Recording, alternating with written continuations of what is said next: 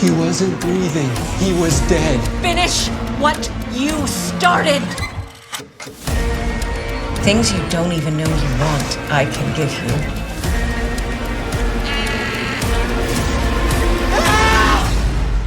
You can call me Val.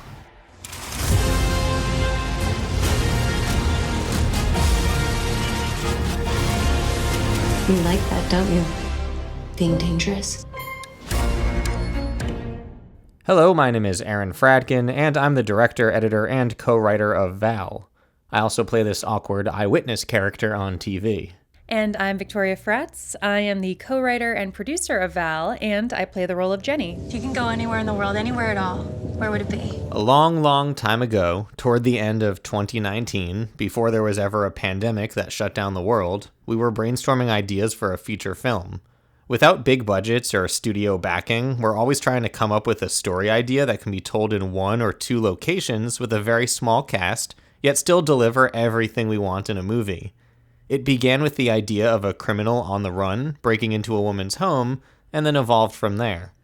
Yeah, I remember we were driving and you came up with the nugget of a criminal breaking into a woman's house to hold her hostage. And from there, we both kind of kept adding to the twists and turns with the reveal of who this woman would really be. Oh my gosh. Pre-production was both a blast and an insane leap of faith. I'm thinking of that scene from Indiana Jones and the Last Crusade when he has to walk across that invisible beam in the Knight's Cave. That was me. I just had to keep my eyes locked on the vision and never listen to this whisper in my head that was like, is this going to happen? Is this going to work? Mostly I'm thinking though of the house, the location.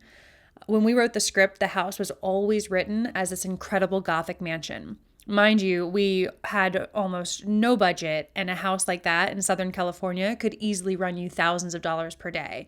So when I found the Acacia Mansion in Ojai, I was really excited and also terrified. This house is Val's house, 100%. Now I needed to figure out, would they let us film there, and how on earth am I going to get this location within our budget? Thankfully, Christina, the owner, loved the story of Val, and she was really open to working with us on budget, and we were able to make it work. I'm very much inspired by Sam Raimi and the Evil Dead movies. I think Army of Darkness is one of my favorite movies of all time. So the ending was quite a lot of fun to put together. Vic and I wrote the script in a couple months, and by February of 2020, we were already in production. We found the perfect location in Ojai, California, about 2 hours outside of Los Angeles, and we all pretty much lived there together as one happy family for the duration of the shoot. We took some breaks in the middle, but overall the production lasted for about 16 days. In retrospect, we were all unknowingly quarantining together weeks before the pandemic. In fact, we actually wrapped the entire production about 3 days before the official lockdown. Casting was pretty simple since we wrote the entire script with specific actors in mind. Let me just take a moment and brag about how incredibly talented our friends Zachary Mooren and Misha Reeves are. They absolutely knocked these roles out of the park. Since they were both in our previous film, Electric Love, it made working together a lot easier. Kyle Howard and Erik Griffin were also in Electric Love, and it was really awesome to have them back. I must commend Erik on his willingness to lay down in the mud at 4 o'clock in the morning in 40-degree weather for a few hours while we shot his face being bashed in by a rock. Oh, and we had him sit in a water-filled bathtub for several hours with half his face covered in makeup, and then choreographed a fight sequence where he was choked to death by a dog collar. Erik really is a trooper. Maybe next time we'll cast him as someone living at a spa or getting a bubble bath for the whole movie just to make up for what we put him through on Val. Why do I keep coming back here? Our casting crew is pretty small for the majority of the film. On average, we had about 10 to 12 people on set with us, including our crazy talented DP, Keelan Carruthers, who brought with him an A-team crew. Occasionally, we had some special effects makeup artists on set with us, and some additional grips to help with the bigger scenes, like the final dinner party and the demon wedding. Val's wardrobe. My gosh, I spent so much of pre-production talking to different fashion houses trying to get this incredible wearable lingerie look for Val.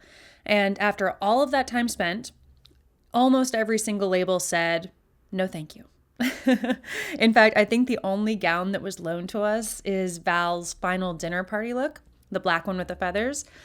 Everything else, her opening black dress and the pink robe were Misha's that she brought. Then the pink gown was hand-sewn by me the day of filming. And then the red wedding gown was custom sewn by Misha herself. Did we mention how talented Misha is?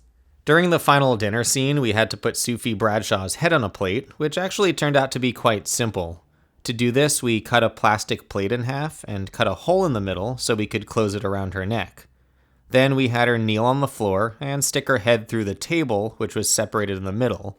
We decorated the plate around her, and that was it. To shoot the wider shots on Zach, we just had a prop head, which Victoria moved with a string from under the table. All of our VFX were done by Sam Evanson. He made the cracking of the mannequin head, the demon face, and the white eyes, including Erik Griffin's eye, which had to be done in post. We tried to use a contact during production, but I think it was too big and he had a lot of trouble putting it in. So, do it in post. During COVID quarantine and in between Aaron editing Val, we stayed sane by creating these short horror films, just the two of us, at home. We had already made one short titled Bedhead, which was doing pretty well on YouTube, so we thought we would just keep it up. And that ended up being such a blessing during quarantine. It helped us stay productive and sane. Then a year goes by and we look at our body of work and I'm thinking, wow, all of these short films have really been a masterclass in storytelling. So we had spent the last year sharpening our skills, telling a tight story, bringing the scares, heightening tension. And then once productions were able to resume, we were able to bring back some of our favorite cast and crew members to kick the shorts up a notch. Anything else? I mean, this was definitely one of the more ambitious projects I've ever set out to make, especially considering the budget restraints. But honestly, it's one of the most enjoyable filmmaking experiences I've ever had. Just having a small group of filmmakers and actors living together in what felt like the middle of nowhere in this giant old creepy gothic house added to the magic of this movie. It's a weird blend of fantasy, comedy, action, and horror, inspired by all my favorite movies growing up. All right, that's a wrap on VAL.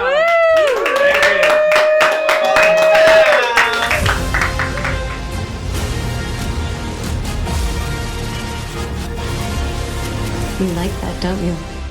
Being dangerous.